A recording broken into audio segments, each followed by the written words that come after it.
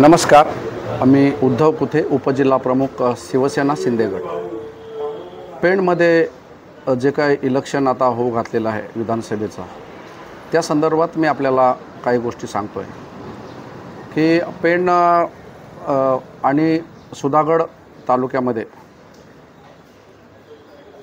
महायुतीच्या वतीने रविशेठ पाटील या ठिकाणी उमेदवार म्हणून रिंगणात उभे आहेत आणि त्यांचे प्रतिस्पर्धी जे प्रसाद भोईर म्हणून आहेत ते काय म्हणतात हे आपण इथे बाजूला बघा। की पुढल्या 20 दिवसांमध्ये मला प्रत्येकाच्या दारोदारी घरोघरी पोहोचता येणार नाही। तुम्हीच हे शिवसैनिक असणार आहात की माझ्या वतीने की बाबा आपलं नेतृत्व, या मतदारसंघाचं नेतृत्व करण्यासाठी जी व्यक्ती पुढे निघाले ती या पात्रतेची आहे का, त्या सक्षमतेची आहे का। त्यांनी त्यांच्या भाषणामध्ये स्पष्ट म्हटलेलं आहे की येणारी जी निवडणूक आहे त्या निवडणुकीमध्ये मी उभा आहे। फक्त शिवसैनिकांनी प्रत्येकाच्या दारात जाऊन सांगायचं आहे की माझी पात्रता आहे की नाही हे त्यांनी सांगायचं आहे। हे कोण सांगतोय? स्वतः पात्रतेबाबत दुसरा कोणीही बोलत नाही, हे लक्षात घ्या। हे बोलतोय कोण? स्वतः जे उमेदवार आहेत ते प्रसाद भोईर बोलतात। म्हणजे त्यांना काहीतरी डाऊट आहे की काय असं मला बोलायचं आहे। अगदी सांगायला काही हरकत नाही बाई की मला पहिल्यांदा पक्षाकडून विचारणा झाली। मला अगदी संजय राऊत साहेबांनी पहिल्यांदा बोलून घेतलं, त्यांच्याकडे जे सर्वे केले की त्यांच्याकडे ज्या गोष्टी बाबा इतर माध्यमातून त्यांच्यापर्यंत पोहोचल्या की बाबा या मतदारसंघामध्ये अपक्ष एक व्यक्ती आहे की ती विजयापर्यंत पोहोचू शकते, असा रिपोर्ट जेव्हा त्यांच्याकडे गेला तेव्हा त्यांच्याकडून मला विचारणा झाली की तुम्ही शिवसेना उद्धव बाळासाहेब ठाकरे। आता दुसरी व्हिडिओ या ठिकाणी बघा। ते असं सांगतात की पेण आणि सुधागड मतदार संघामध्ये हा जो मी उमेदवार म्हणून आहे, मी खरं तर अपक्ष राहणार होतो, परंतु मला बघा त्यांनी शब्द काय वापरलेला आहे, ती व्हिडिओ व्यवस्थित ऐका।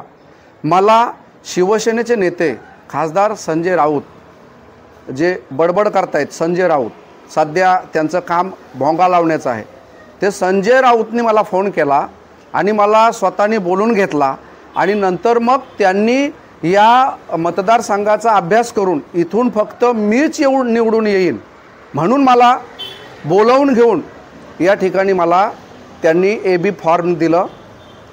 मला हे म्हणायचं आहे की या रायगड जिल्ह्यामध्ये अनेक वर्षे शिवसेनेमध्ये काम करणारे नेते, जे माझ्या माहितीत मी सांगेन की आमच्या रायगड जिल्ह्याचं पहिलं नेतृत्व या ठिकाणी पूर्वीचे जिल्हा प्रमुख, म्हणजे जिल्हा प्रमुख आताचे जे 4 झालेले आहेत ते नाही, परंतु त्या पनवेल आणि खारघरच्या कोपऱ्यापासून ते इकडे रायगडच्या टोकापर्यंत म्हणजे पोलादपूरपर्यंत एकच जिल्हा प्रमुख विष्णुभाई पाटील होते।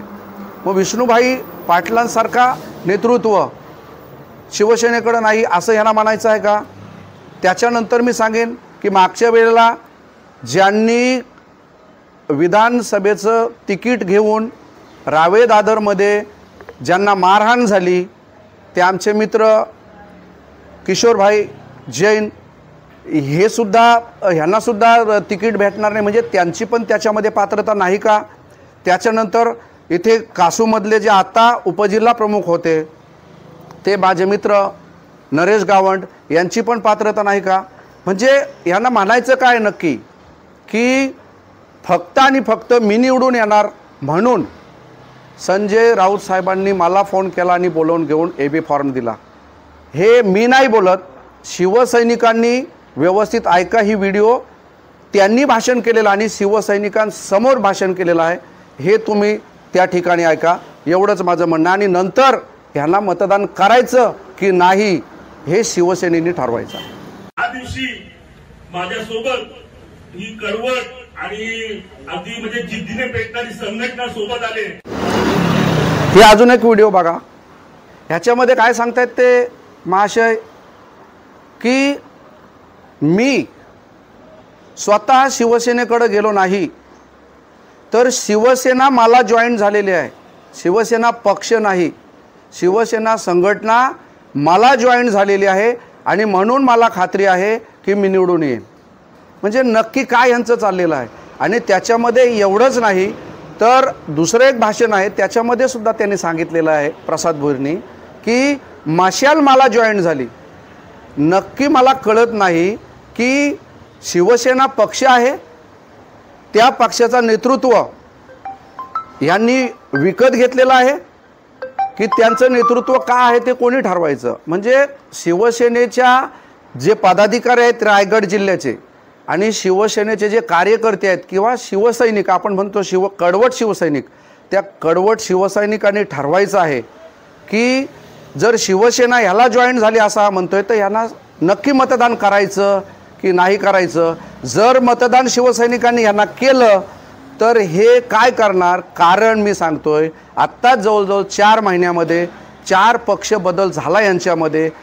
या रायगड जिल्ह्याचं नेतृत्व जे करतायत ते आमचे खासदार धैर्यशील दादा पाटील, त्या खासदारांच्या बरोबर हे प्रसाद भोईर काम करायचे. आज त्यांना सुद्धा आलटीपलटी करून इथपर्यंत ते पोचलेले आहेत. म्हणजे जर 4 पक्ष पलटून इथे शिवसेनेत येऊन जर शिवसैनिकांनी यांना निवडून दिलं तर उद्या हे शिवसैनिकांच्या मानेवर पाय देतील की नाही, किंवा त्यांचा पाय मानेवर घ्यायचा की नाही घ्यायचा ठेवून हे शिवसैनिकांनी ठरवायचं आहे.